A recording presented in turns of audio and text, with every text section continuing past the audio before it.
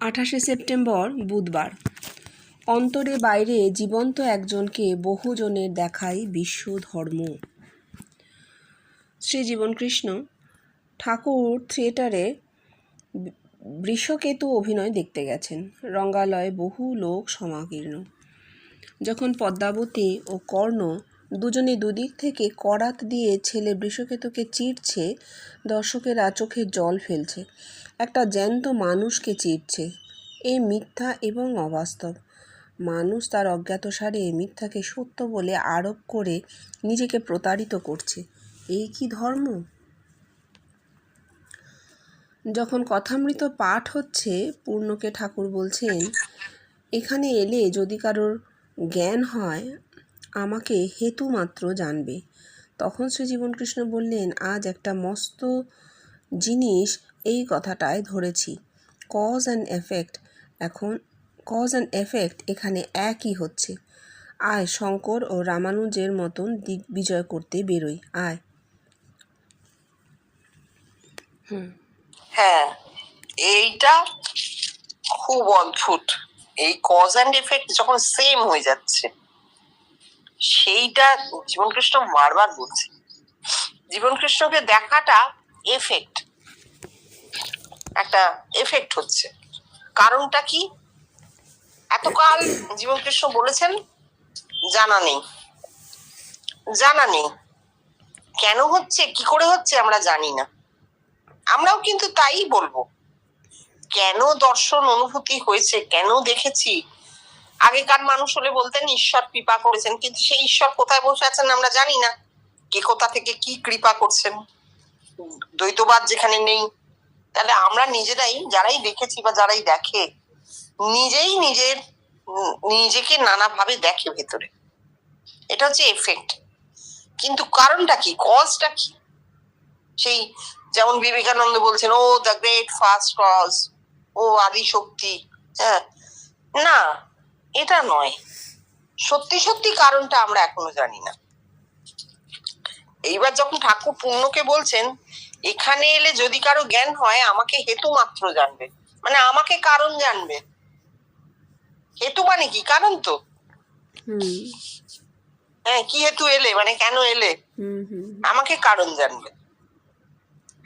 তাহলে আমার কাছে এসে আমাকে দেখছো, মানে এখানে আমার কাছে আসছো বলে এত তোমাদের অনুভূতি হচ্ছে, আমিই কারণ, আমি সেই কারণ। তাহলে এখানে কজ অ্যান্ড এফেক্ট সেম হয়েছে ঠাকুরের কাছে। ওটা ওই শক্তিতেই হয়, শাক্তি করলে হয়। কিন্তু জীবনকৃষ্ণকে কেন দেখানো হচ্ছে, দেখা হয়েছে, সেটা আমরা বলতে পারি না। কারণ আমরা তো তার কাছে যাইনি, গিয়ে পড়িনি, তার নাম শুনিনি, তাকে দেখেছি কি করে। তাহলে এইখানে কজটা কিন্তু জানা নেই। ঠাকুর তো কজ বলছেন যে আমার কাছে এলে যদি এরকম কিছু হয় তাহলে আমাকে একমাত্র জানবে, পরিষ্কার বলে দিচ্ছেন। কিন্তু জীবনকৃষ্ণ তো বলছেন না যে আমার কাছে এলে আমায় জানবি, না এলেও জানতে পারে। আবার অনেকে এসেছে দেখছে না অনেকদিন, তখন বলছে হবে, ঠিক হবে। সেটা অন্য জিনিস, সেটা এই ঠাকুরের মতন যে ওখানে গিয়ে পৌঁছে জ্ঞান। কিন্তু যারা কখনো যায়নি, যেটা পরে উনি দেখলেন, ব্রহ্মত্ব বললেন যে কখনো যায়নি, কখনো শোনেনি, কখনো দেখেনি, তারা যখন দেখছে, তার কারণটা কি? তার কারণ কিন্তু জানা হয়নি।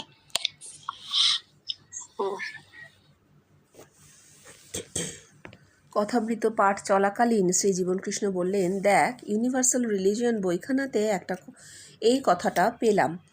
এই বলে বইখানি খুলে আমাদের পড়ে শোনালেন।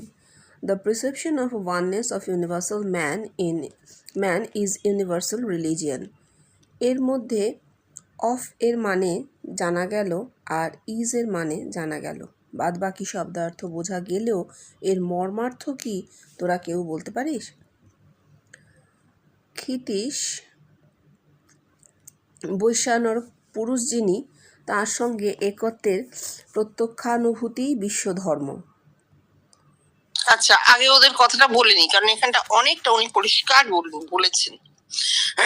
সেটা হচ্ছে ইউনিভার্সাল রিলিজিয়ন বলে হয়তো একটা বই পেয়েছিলেন উনি হাতে, কে লিখেছেন, কবে পাওয়া গেছিল আমরা জানি না। যাই হোক, উনি যে প্রচুর বই পড়তেন এইটা প্রমাণ। লোকে অনেক বোঝাতে চেষ্টা করেন যে না না, উনি তো, ওনার কোনো শাস্ত্র বই টই ইত্যাদি পড়ার ব্যাপার ছিল না, উনি এসব পড়ে জ্ঞানী হননি, উনি না পড়ে জ্ঞানী। হ্যাঁ, 100 বার উনি আগে ওনার চেতনা ক্রিয়া করেছে, কিন্তু তারপর উনি সেগুলো কোথাও আছে কিনা, কোনোভাবে আগেকার মানুষের কিছু হয়েছে কিনা, এটা বারবার খুঁজেছেন। ইউনিভার্সাল রিলিজিয়ন মানে বিশ্ব ধর্ম, সেই বিশ্ব ধর্ম বই, তার মধ্যে উনি কি পাচ্ছেন?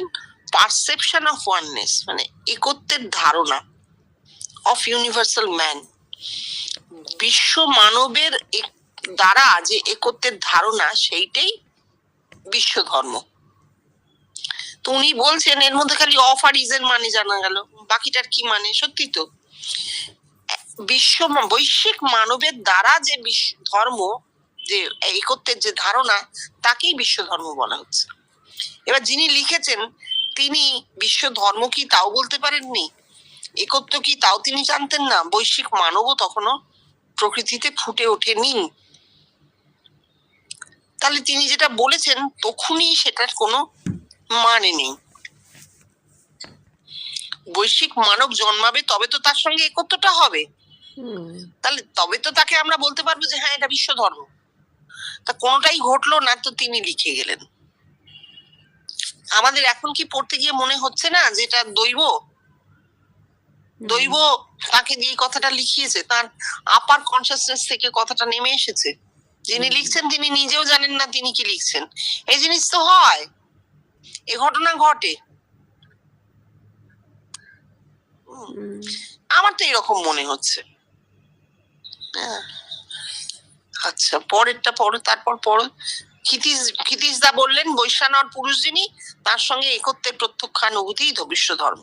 ওটা এটার মানে করলেন, এই কথাটার মানে করলেন, ওই বৈশ্বিক মানবের সঙ্গে একত্ব, ওটার মানে করলেন। তো বাবা ও বলছেন লিটারাল মানে হচ্ছে, মানুষ কি করে বুঝবে? ঠিক, কারণ বৈশ্বিক মানুষ বা বৈশ্যানর পুরুষ তখন পর্যন্ত পৃথিবীতে আসেনি।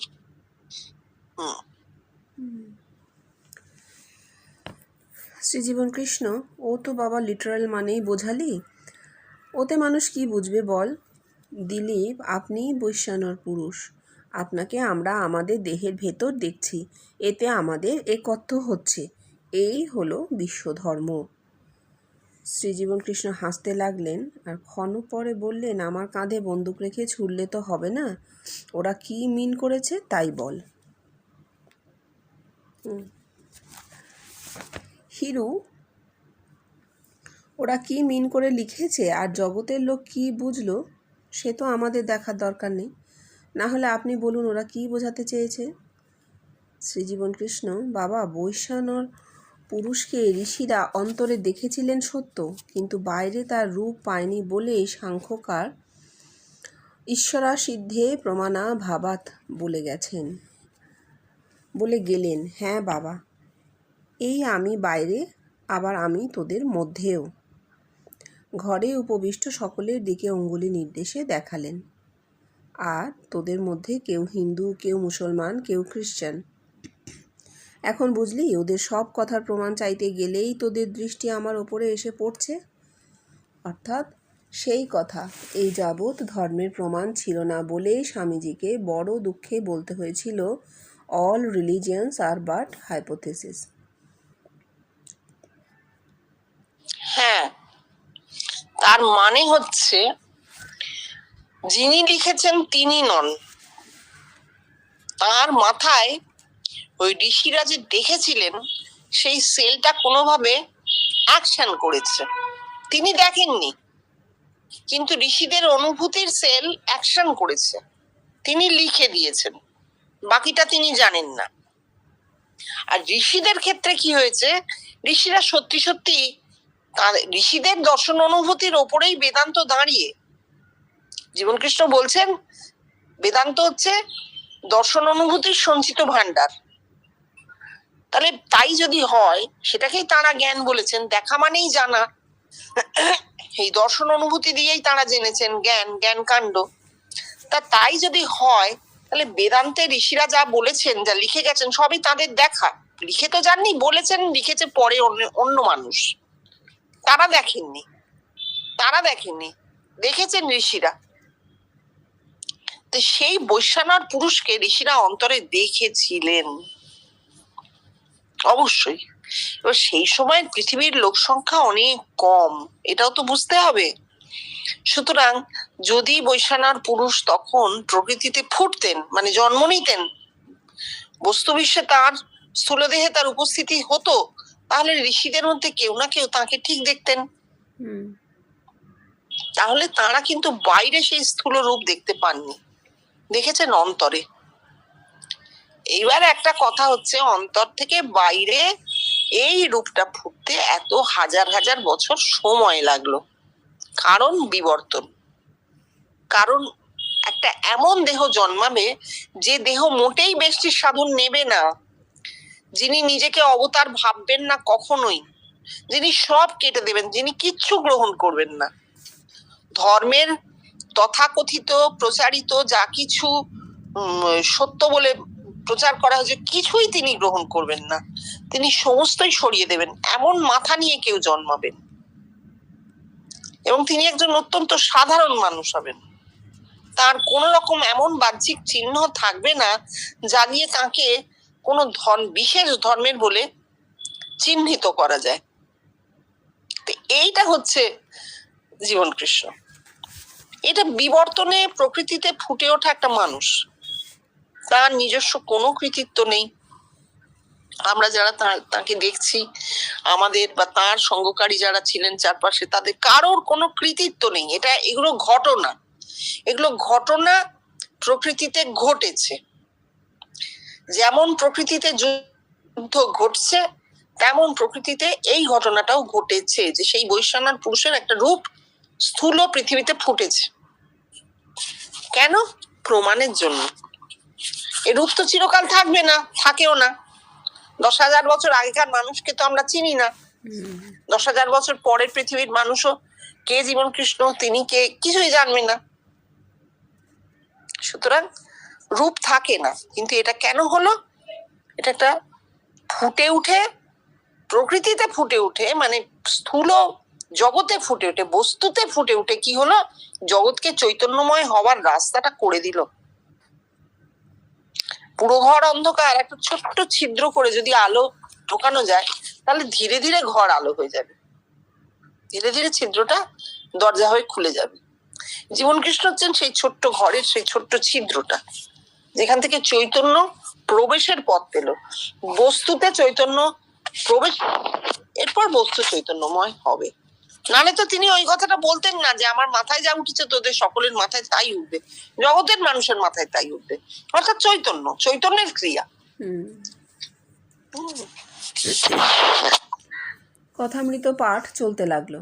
শ্রীজীবন কৃষ্ণ আপন মাথার পেছনে দুটি হাত রেখে আধাচিত হয়ে চক্ষু বুজে পাঠ শুনতে লাগলেন। ভোলা, আমি একটা স্বপ্ন দেখেছি, বলবো? শ্রীজীবন কৃষ্ণ নিরাসক্তভাবে বললেন, কি দেখেছিস? ভোলা, গত 25শে সেপ্টেম্বর ভোরে স্বপ্ন দেখছি একটা অপরিচিত জায়গা, সেখানে বহু লোক। আপনি আমায় জিজ্ঞাসা করলেন, অদ্বৈত জ্ঞান কি, বুঝিয়ে বল দেখি।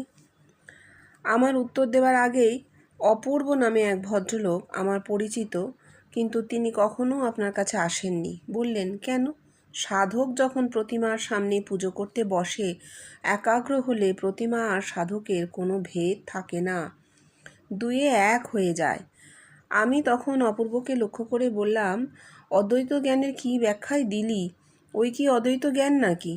অদ্বৈত জ্ঞান হলো আমি একাই আছি, আমি ছাড়া আর কিছু নেই, আর সবার ওপরের অবস্থা আমি একা আছি। এই কথা জগতের মানুষ বলবে, অর্থাৎ জগতের মানুষ অদ্বৈত জ্ঞান দান করলে তবে অদ্বৈত জ্ঞান, নচেত নয়। আপনি এই ব্যাখ্যা শুনছেন আর দেখছি আপনার মুখখানা আনন্দে ভরে উঠছে, আর তার ছটা যেন চারিদিকে ছড়িয়ে পড়ছে। শ্রোতারা আপনার এই অবস্থা দেখে তন্ময় হয়ে বসে আছে। স্বপ্ন ভেঙে গেল। এই স্বপ্ন শুনতে শুনতে শ্রীজীবন কৃষ্ণ কোনো এক সময় উঠে বসেছেন। বাস্তবে আমরাও দেখলাম তাঁর মুখে আনন্দের অভিব্যক্তি। স্বপ্ন শুনে কোনো রূপ মন্তব্য করলেন না। ক্ষণপরে স্বাভাবিক অবস্থায় বসে পাঠককে বললেন, পড়। তারপর সামান্য কয়েক লাইন মাত্র পড়া হয়েছে।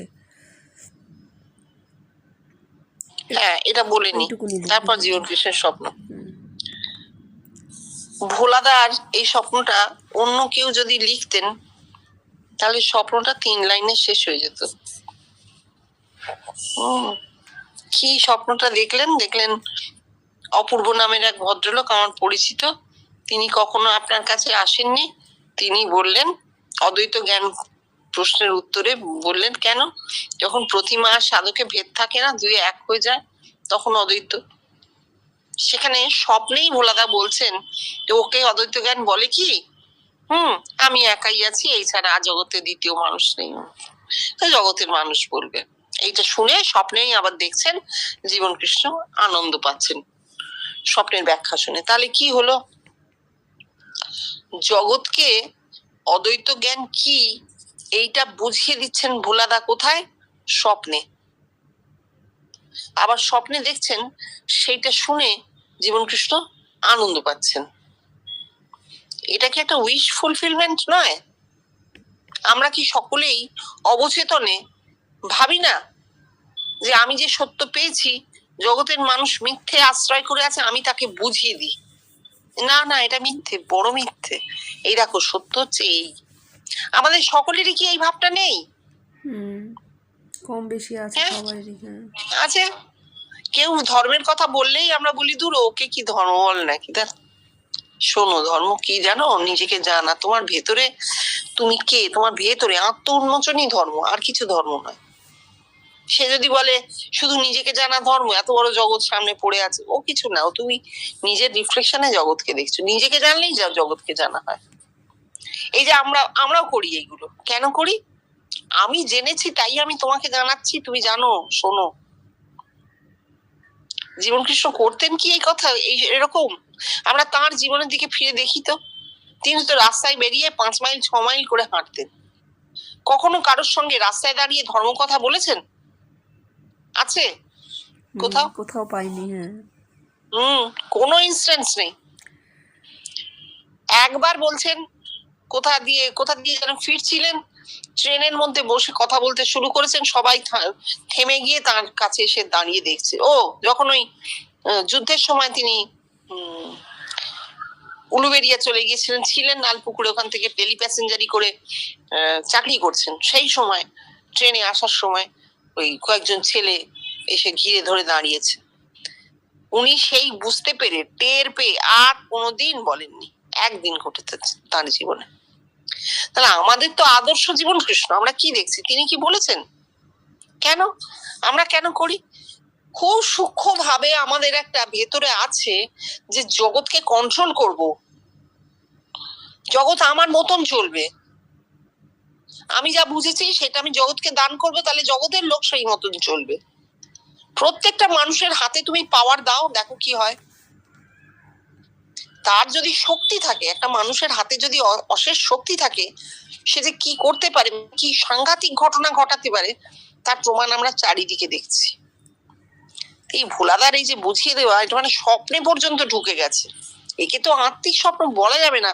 উনি বলছেন জীবন কৃষ্ণ বসে আছেন, তার মুখ আনন্দে ভরে উঠছে। আমি যদি বলি পুরোটাই তার কল্পনা, ভুল বলা হবে কি আমি জানি না।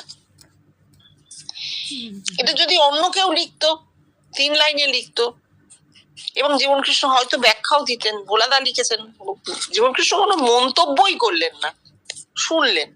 এই যে আমরা দেখলাম তার মুখে আনন্দের অভিব্যক্তি, বাস্তবেও শুনতে শুনতে উঠে বসেছেন, এসব থেকে কি কিছু বোঝা যায়? যদি তিনি ওই স্বপ্নটা শুনে কিছু বলতেন, কোনো অর্থ বলতেন, বা ভোলা তুই খুব ভালো দেখেছিস, হ্যাঁ এইভাবেই হবে, তাহলেও আমরা বুঝতাম। না, কিচ্ছু বলেননি।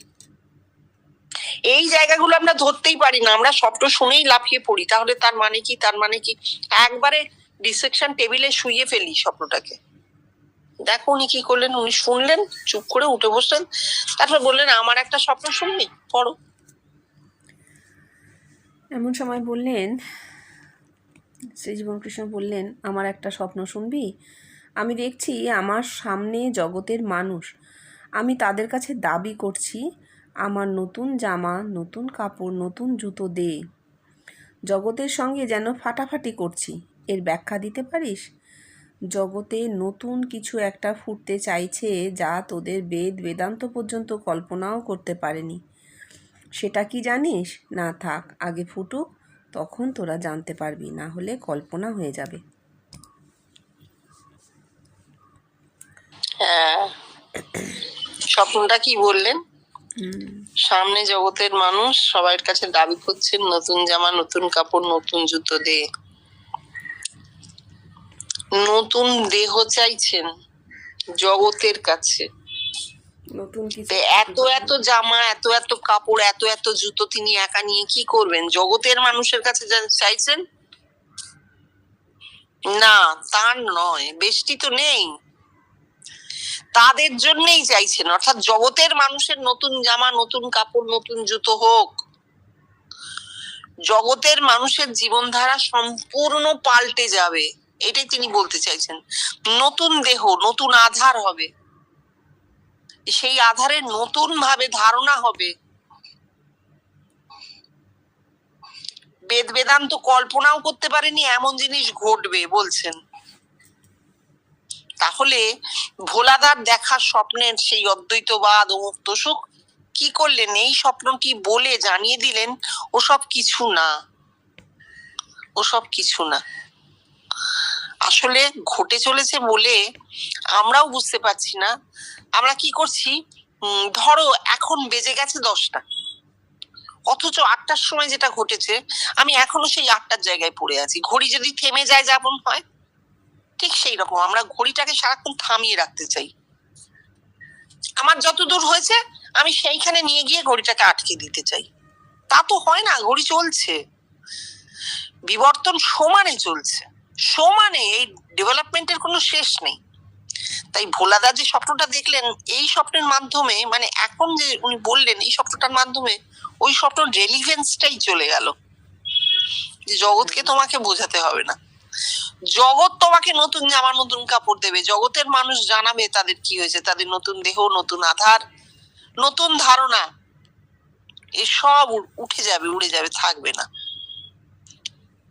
এবার তুমি যদি বলো সেই অবস্থাটা কি আমাদের হচ্ছে, একবার ফিরে বিজ্ঞানের দিকে তাকাও, দেখো আজ থেকে এই 60 সালের কথা, এটা আজ থেকে 66 বছর আগে জগৎ যেখানে দাঁড়িয়ে ছিল, আর সেইখান থেকে বিজ্ঞান এটা কোথায় নিয়ে গেছে জগৎকে। বিজ্ঞানের অগ্রগতিতে আমরা কোথায় পৌঁছেছি। তুমি যদি বাস্তব, মানে পদার্থে, ম্যাটারে না দেখতে চাও, এনার্জিতেও না দেখতে চাও, তুমি কনসিয়াসনেসেই দেখো কোথায় নিয়ে গেছে। একজন মানুষ স্পেসে গেছেন, তিনি বলছেন, স্পেস থেকে বলছেন যে পৃথিবীতে দেশের ভাগ ভাগগুলো আমি বুঝতে পারছি না। এখান থেকে এসে আমি দেখছি একটা কুয়াশার মতন চাদর দিয়ে ঘেরা একটা নীল বল, ছোট্ট, এটাই আমাদের বাসস্থান, এখানেই আমরা সব মানুষ থাকি, মানুষেরা এখানেই থাকে, আরো প্রচুর জীব জন্তু গাছপালা নিয়ে প্রাণের যে উপস্থিতি, এই ছোট্ট গোলকটা, এটা আমাদের সবার ঘর বাড়ি। আমি আর এখান থেকে বুঝতে পারছি না, চাইছিও না কোনটা আমেরিকা, কোনটা আফ্রিকা, কোনটা অস্ট্রেলিয়া, আমি জানতেও চাইছি না। আমরা তো ওই একটা জায়গাতেই সবাই থাকি বলে বলছেন। এখান থেকে আমি দেখছি যে 16 বার সূর্য উঠলো, 16 বার সূর্যটা অস্ত গেল ওই 24 ঘন্টা সময়ের মধ্যে। তাহলে দেখো, এক তো তিনি স্পেসটাকে কেটে দিয়েছেন ওই বলার মধ্যে, যে দেশ বলে তো কিছু হয় না, ওই তো ছোট্ট গোলক, সবাই থাকি, তুরীয় অবস্থায় রয়েছেন বলা যায়। ডাইমেনশনটাও কেটে যাচ্ছে কিরকম, টাইমের। পৃথিবীতে 16 বার সূর্য উঠবে, 16 বার সূর্য অস্ত যাবে, একটা করে দিন হবে, 16টা দিন। স্পেসে কিন্তু সেটা 24 ঘন্টাতেই হচ্ছে, মানে একটা দিনেই হচ্ছে। স্পেসে যে মানুষটা দেখছে, সে কি দেখছে, সে আসলে পৃথিবীর 16টা দিনকে একটা দিনে দেখছে। তাহলে এই যে ঘটনাগুলো, এই যে অগ্রগতিগুলো, এটা তো ব্রেনে ধীরে ধীরে ধীরে ধীরে তলাবে, সব মানুষের তলাবে। যখন সবকিছু উন্মুক্ত হয়ে যাচ্ছে সবার জন্য, আজকে ইন্টারনেট সবাই ব্যবহার করে, সব তথ্য সবার হাতে। আমরা বলছি বটে এআই এসে এটা খারাপ হয়েছে, হ্যাঁ AI will die down, AI will die down, কারণ এআই হচ্ছে তোমার কিছু বেসিক কাজের জন্য, টেকনিক্যাল কাজের জন্য খানিকটা সুবিধে করবে, ওই রোবট টোবট বানানো পর্যন্ত, এর বেশি কিছু হবে না। যেমন উনুন থেকে গ্যাস এসে হয়েছে, তাই বলে আমাদের রান্না করা তো থেমে যায়নি, রান্নার কিছু সুবিধে হয়ে থাকতে পারে, কিন্তু তার বেশি তো কিছু হয়নি। তো এআইও একটা, এই ইন্টেলিজেন্সটা কি করবে, আমাদের বেসিক লেভেলের কিছু সুবিধে করবে, এর বাইরে কিছু নয়। কিন্তু মানুষের ইন্টেলেকচুয়াল ক্যাপাসিটি বাড়বে, মানে এটাও তো একটা বিরুদ্ধ শক্তি সারা পৃথিবী জুড়ে সারাক্ষণ চাইছে যে মানুষের ইন্টেলেকচুয়াল ক্যাপাসিটিকে আমরা কমিয়ে দেবো, কমিয়ে রেখে দেবো। কেন? সবার উপরে নলেজ ইজ পাওয়ার।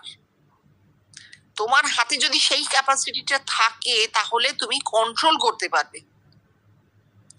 এবার যদি এমন কোনো মানুষ ইন্টেলেকচুয়াল জায়েন্ট হয় যার কোনো পাওয়ার নেই, যার কোনো পার্থিব জগতে যার কোনো পাওয়ার নেই, অথচ সে নলেজটা লেভেলে এই জায়গায় পৌঁছে গেছে, তখন তাকে তো নস্যাৎ করা যায় না। সেই জন্য কি করা হচ্ছে, ধীরে ধীরে ধীরে ধীরে এডুকেশন, লিটারেসি, এই রেটগুলোকে কমানোর চেষ্টা হচ্ছে, ওয়ার্ল্ড ওয়াইড করা হচ্ছে এটা, যাতে কোথা থেকেও কোনো ইন্টেলেকচুয়াল মানে জায়েন্ট না জন্মে যায়, ইন্টেলেকচুয়ালি হ্যান্ডিক্যাপ করে দেওয়ার চেষ্টা হচ্ছে। এগুলো বিরুদ্ধ শক্তি, কোনো একজন মানুষ তো করছে না, যাদের হাতে ক্ষমতা তারা মনে করছে আমরা চিরদিন এই ক্ষমতাটা ভোগ করব, উল্টো দিকে যে যারা আছে তাদেরকে আমরা এইটা করব। আমরা যে মানুষটার ছেঁড়া কাঁথা, মাথায় বালিশ নেই, সে যাতে ইন্টেলেকচুয়ালি বিরাট পাওয়ারফুল না হয়ে যায় সেই চেষ্টা,